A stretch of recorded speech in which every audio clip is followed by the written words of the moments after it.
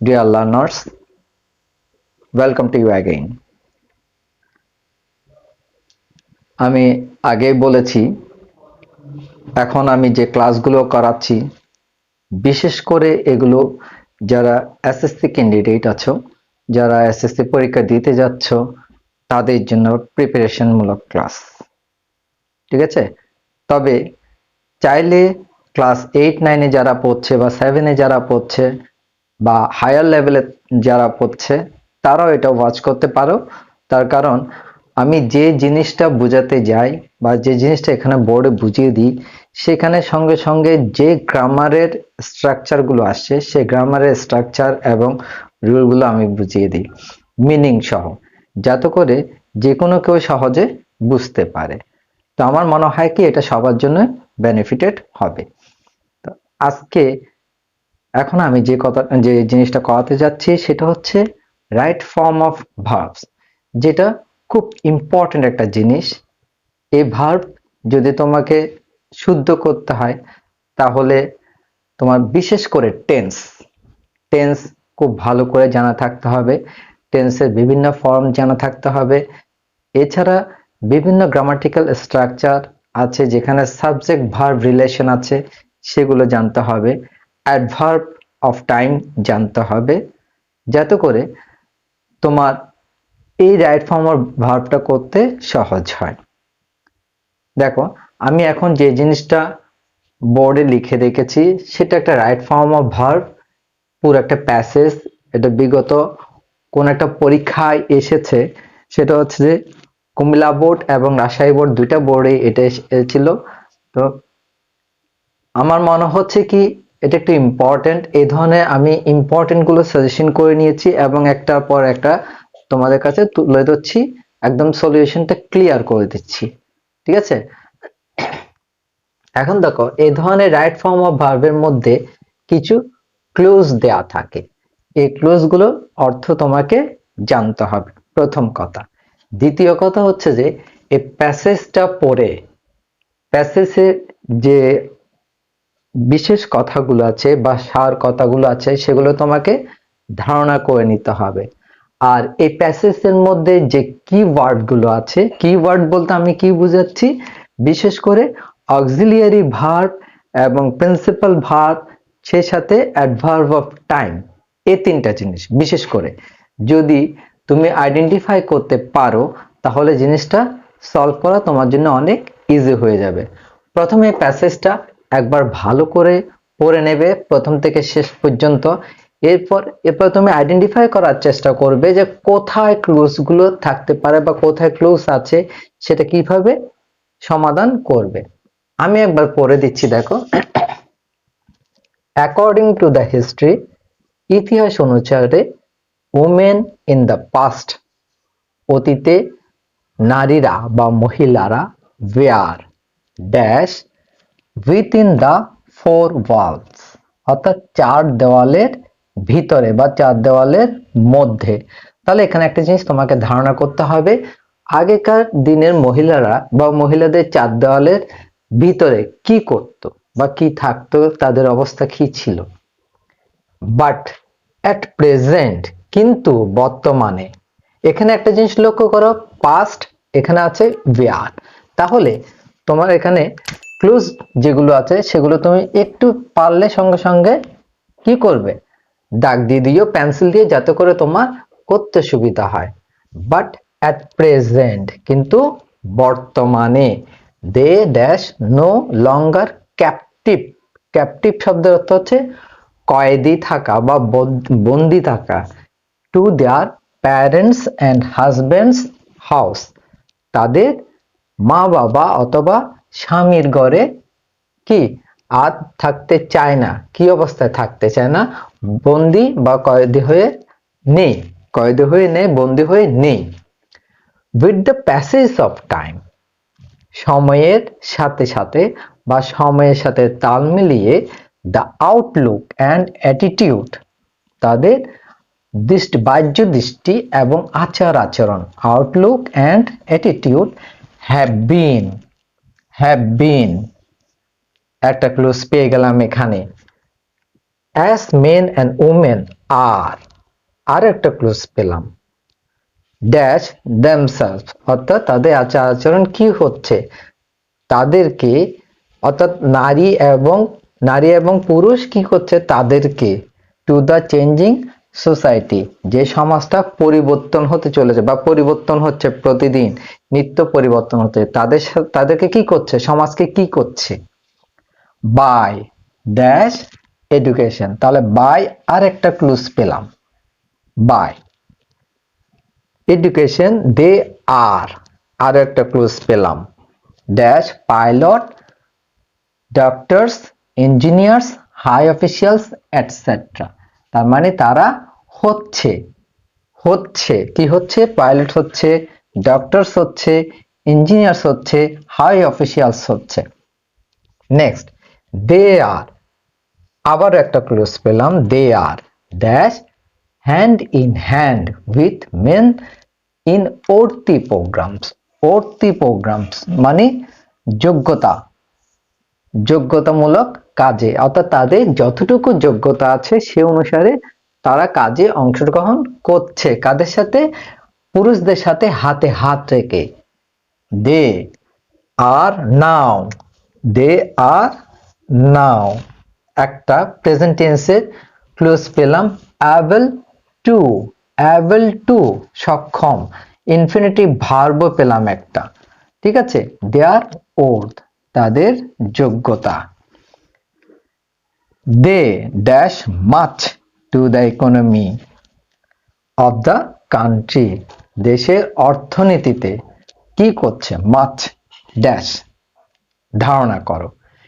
Now it has, now পেলাম it has come to the realization of man, মানে পুরুষদের অনুভূতি হচ্ছে, যে অনুভূতিতে এসেছে, that no development is possible, কোনো উন্নতি সম্ভব নয়, বাই আর একটা ক্লুজ পেলাম, half of our population idle at home, অর্থাৎ আমাদের দেশের প্রায় অর্ধেক জনসংখ্যা বাড়িতে রেখে।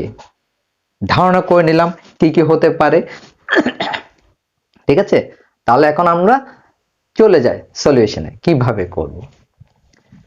According to the history, women in the past were, এখানে আগে এই শব্দগুলো অর্থ আমরা তো জেনে নিই মনে হয়, আগে বলে নিই, কন্ট্রিবিউট অবদান রাখা, কনফাইন্ড কি আবদ্ধ থাকা, কিপ রাখা, প্রুফ প্রমাণ করা, ওয়ার্ক কাজ করা, ডেভেলপ উন্নতি করা, রিসিভ গ্রহণ করা, বিকাম হওয়া, অ্যাডাপ্ট মানে দত্তক নেয়া বা দত্তক দেয়া, বি হওয়া।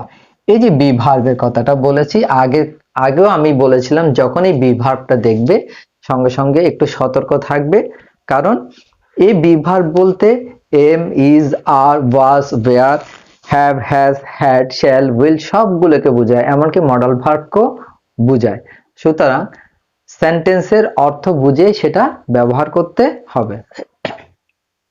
আসো এবার শুরু করি।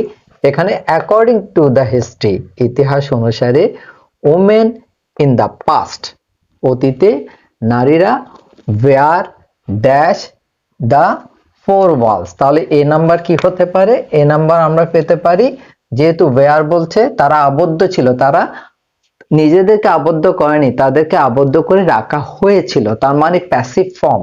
সুতরাং কি হবে, ওয়্যার এখানে confined, were confined, B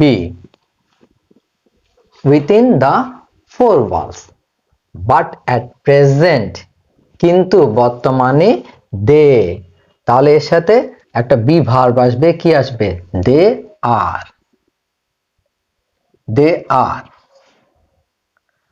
no longer captive to their parents and husband house with the passage of time, the outlook মানে সময়ের তালে তালে বা সময়ের সাথে তাদের বাহ্য দৃষ্টি and attitude এবং তাদের আচার আচরণ have been কি হচ্ছে, developed কি হচ্ছে, উন্নতি হচ্ছে। তাহলে DEVELOPED L-O-P-E-D,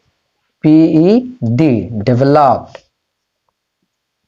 developed as men and women are dash themselves কি করছে, তাদেরকে দত্তক দিচ্ছে বা দত্তক কাদের কাছে, সমাজের কাছে, সমাজকে দত্তক দিচ্ছে, মানে সমাজকে উৎসর্গ করছে নিজেদেরকে, তাহলে কি হবে adapting,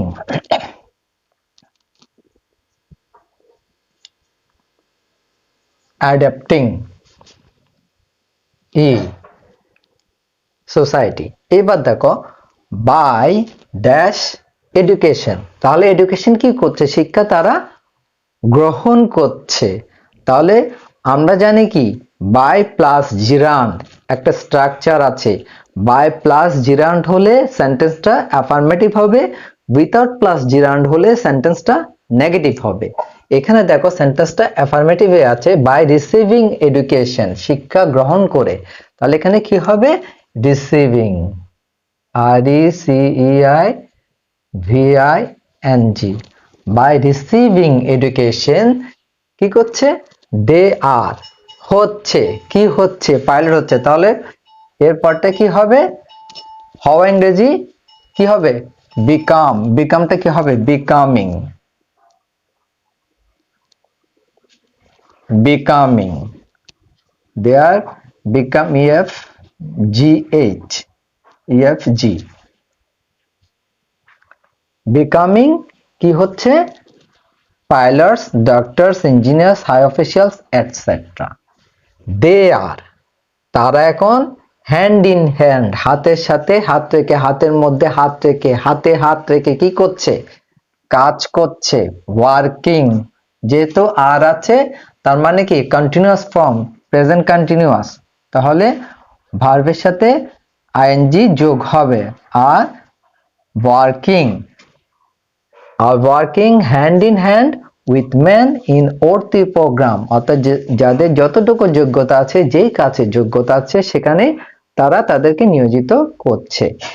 they are now able to, তারা এখন সক্ষম, able to এর পরে ভার্বের বেস ফর্ম হয়, এখন কোনটা they are able to prove, তারা প্রমাণ করতে সক্ষম, বেস ফর্ম থেকে যাবে they are able to prove, এরপরে কি I able to prove their worth, তাদের যোগ্যতা প্রমাণ করতে তারা পেরেছে সক্ষম, they dash much to the economy of the country, দেশের অর্থনীতিতে কি করছে অবদান রাখছে বা অবদান রাখে, এখানে দুটা হতে পারে, একটা হতে পারে contribute, contribute একটা হতে পারে, আরেকটা হতে পারে are contributing, are contributing, যে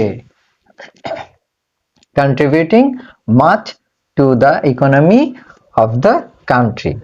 Now এখন it has become, এটা এসেছে to the realization, উপলব্ধিতে এসেছে of men, মানুষের অর্থাৎ পুরুষদের, that no development, কোনো উন্নতি is possible, সম্ভব নয়, by dash half, তাহলে by কি রেখে, তাহলে কি হবে এখানে keeping, by plus gerund, by keeping, আগেও বলেছি by plus gerund without plus gerund একটা স্ট্রাকচার আছে, একটা রুল আছে, by keeping half of our population idle at home, অর্থাৎ অর্ধেক জনগোষ্ঠীকে বাড়ির মধ্যে রেখে, বাড়ির ভিতরে রেখে দেশের উন্নতি সম্ভব নয়। ওকে, তাহলে জিনিসটা আবার একটু তোমরা চেক করো, যদি কোথাও সমস্যা হয়ে থাকে বা তোমাদের যদি বুঝতে সমস্যা হয় সেটা একটু আমাকে কমেন্ট করে জানাও। আর আমি আগেও বলেছি আমি বিভিন্ন ধরনের গ্রামাটিক্যাল প্রশ্নের সলিউশন নিয়ে এখন আমার কাজটা শুরু করেছি, অর্থাৎ যারা এসএসসি পরীক্ষা দিতে যাচ্ছ বা এসএসসি পরীক্ষা দিতে যাচ্ছ তাদের জন্য আমি বিভিন্ন ধরনের গ্রামাটিক্যাল প্রশ্নগুলো সাজেশন করে বিগত বছরগুলো যেগুলো মোস্ট ইম্পর্টেন্ট বলে মনে হচ্ছে সেগুলোই আমি এখানে সলিউশন করে দিচ্ছি, বুঝাচ্ছি।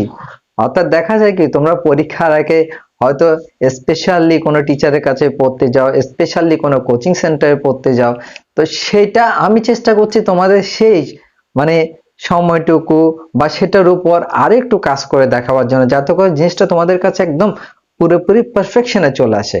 ওকে, তোমরা যদি এভাবে শিখতে চাও তাহলে আমার চ্যানেলটা তোমরা সাবস্ক্রাইব করে রাখো, যাতে করে আমি একটু উৎসাহিত পাই, আমি বুঝতে পারি যে হ্যাঁ, আমার এই ভিডিওগুলো তোমরা দেখছো, তোমাদের উপকারে লাগছে। ওকে, থ্যাংক ইউ।